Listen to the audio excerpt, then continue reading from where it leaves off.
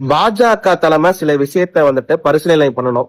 பாஜகவுக்கு இந்த வாட்டி நிறைய தொகுதிகள், எதிர்பார்த்த தொகுதிகள் கிடைக்கல. உதாரணத்துக்கு பழனி தொகுதி, வேளச்சேரி தொகுதி, கிணத்துக்கடவு தொகுதி, மதுரையில சில தொகுதிகள், கோயம்புத்தூர்ல சில தொகுதிகள், ஈரோட்ல சில தொகுதிகள், இந்த மாதிரி பல தொகுதிகள் பாஜகவுக்கு கிடைக்கலீங்க.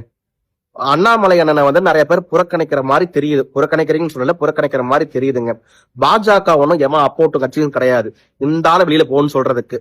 பாஜக மக்களுடைய கட்சி. அப்போ எல்லாரும் இந்த கட்சிக்குள்ள இருக்கலாம். தலைமையை பார்த்து யார் தலைமை எடுத்து நடத்தணும்னு சொல்றது டெல்லி தலைமை சொல்லலாம், புரிஞ்சுக்கோங்க. அப்படின்ற பட்சத்துல அண்ணாமலை அண்ணனை ஏன் புறக்கணிக்கிறீங்க? 2024 பாராளுமன்ற தேர்தல்ல கோயம்புத்தூர் பார்லிமெண்ட்ல பாஜக 2வது இடம், நீலகிரி பார்லிமெண்ட்ல பாஜக 2வது இடம், மதுரை பார்லிமெண்ட்ல பாஜக 2வது இடம், சென்னையில இருக்கக்கூடிய 2 சென்னை, மத்திய சென்னை, தென் சென்னை, இதுலயும் பாஜக 2வது இடம். இந்த தொகுதிகள்ல பாஜகவுக்கு நீங்க 2 சீட்டு வாங்கிருக்கலாம்ல.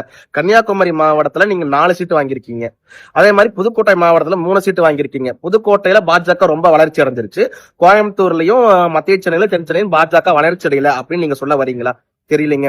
கூட்டணின்னு வரும்போது நம்மளோட தொகுதியை அவங்களுக்கு விட்டு தரணும், அவங்களோட தொகுதியை நம்மளுக்கு விட்டு தரணும். இதான் கூட்டணி அரசியல். அதோட காமன் சென்ஸ் எங்களுக்கு இருக்கு. பட் அண்ணாமலை ஏன் புறக்கணிக்கிறீங்க? கிணத்துக்கடவுல வசந்தராஜன் அவர்களுக்கு ஏன் சீட்டு கொடுக்கல? பழனியில கனகராஜ் அவர்களுக்கு ஏன் சீட்டு கொடுக்கல? வேளச்சேரியில அண்ணன் எஜி சூர்யா அவர்களுக்கு ஏன் சீட்டு கொடுக்கல? அதே மாதிரி வினோஜ் பி செல்வம் ஏன் சீட்டு தரல? இந்த மாதிரி எத்தனை இளைஞர்களுக்கு நீங்க வாக்கு அளிக்க போறீங்க? நான் கட்சிக்கு எதிராக பேசல, நான் கட்சியில ஒருவனா இருந்து என்னோட குமரல தான் சொல்லிட்டு இருக்கேன். இளைஞர்களுக்கு இந்த 27 பேருக்கு எத்தனை பேருக்கு நீங்க சீட்டு தர போறீங்க? பாஜக என்பது, தமிழக பாஜக என்பது வெறும் 5 பேர் வச்சிருக்கக்கூடிய கட்சியா?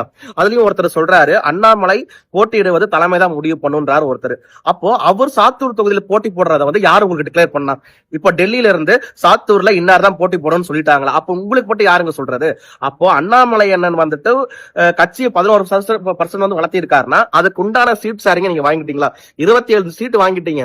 அதுல 27 எத்தனை ஜெயிக்கிற தொகுதியா வாங்கிருக்கீங்க? இதுதான் என்னோட கேள்வியாக இருக்கு. இதற்காக கட்சி தலைமை நடவடிக்கை எடுத்தா தாராளமா நடவடிக்கை எடுங்க. ஏன்னா தமிழக பாஜகவை அடுத்த நிலைக்கு கொண்டு போனது அண்ணாமலையனுக்கு பெரும் பங்கு இருக்கு. அண்ணாமலையனுக்கு மட்டும் இருக்கு, மற்ற தலைவர்களா இல்லைன்னு சொல்லி கிடையாது. பெரும் பங்கு அண்ணாமலையனுக்கு இருக்கு. அப்படின்ற பட்சத்துல அந்த மனிதனை நீங்க புறக்கணிக்கும் பட்சத்தில் பாஜகவின் வளர்ச்சி தேங்கும். பின்னோக்கி போகணும் கூட சொல்ல, தேங்கி நிற்கும். வளர்ச்சி அடையாம போவதற்கு வாய்ப்புகள் இருக்கு. அப்படின்ற பட்சத்துல நீங்க கேட்டு வாங்குங்க. என்ன சொல்லுவாங்கன்னா, கோயம்புத்தூர்ல நீங்க 2 தொகுதி வாங்கியிருக்கலாம், மதுரையில 2 தொகுதி வாங்கியிருக்கலாம், கோயம்புத்தூர்ல 1 தொகுதி வாங்கியிருக்கீங்க. இந்த மாதிரி ஏன் இந்த மாதிரி நீங்க செலக்டிவா இப்படி பண்ணிருக்கீங்க? சென்னையில இருக்கக்கூடிய 16 தொகுதியில ஒரே ஒரு தொகுதி தான் கிடைச்சிச்சா? ஏன் 2 தொகுதி உங்களால் கேட்டா தர மாட்டாங்களா? அப்போ நீங்க எப்படிங்க பார்கெனிங் பண்ணீங்க? பாமக நல்ல தொகுதிகள் வாங்கியிருக்காங்க, டிடிவி நல்ல தொகுதிகள் வாங்கியிருக்காங்க. ஆனா பாஜக மட்டும் நீங்க நல்ல தொகுதிகள் வாங்கியிருக்கீங்களா என்னன்னு நீங்க மனசாட்சி தொட்டு சொல்லுங்க. இதற்காக என்ன நடவடிக்கை வேணாலும் எடுங்க. அண்ணாமலையன் போட்டியிட வேண்டும், பலர் போட்டியிட வேண்டும்.